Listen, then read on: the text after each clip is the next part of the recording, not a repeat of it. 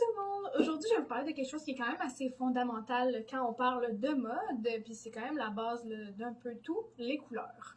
Donc, à côté de moi, on a le premier kit, le kit monochrome. Donc, on a un veston noir, une chemise noire, une cravate noire.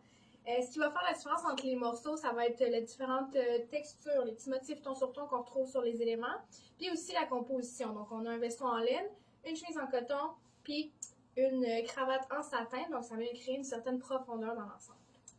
Ensuite, on a ici le camailleux. Donc, c'est une association de couleurs, mais qui sont très, très proches l'une et l'autre. Donc, comme vous pouvez le constater ici, on a un veston bleu marin, une chemise bleu clair et une belle cravate avec toutes ces teintes de bleu-là qui viennent juste les lier ensemble dans le fond. Donc ça, je pense que c'est l'association de couleurs qui est le plus facile à maîtriser là, si vous n'êtes pas trop à l'aise avec la mode. Donc, la dernière manière d'agencer ces couleurs, mais non la moindre, c'est les contrastes de couleurs complémentaires. Je ne sais pas si vous vous souvenez à l'école, dans nos cours d'art plastique, on apprenait le cercle chromatique, dans le fond, les différentes couleurs qui existent. Les couleurs primaires sont le rouge, le bleu et le jaune. Ces couleurs-là sont très bien complémentées par les couleurs secondaires qui sont le orange, le vert et le violet.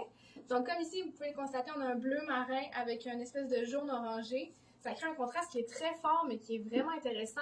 C'est un petit peu plus osé, mais honnêtement, ça vaut vraiment la peine.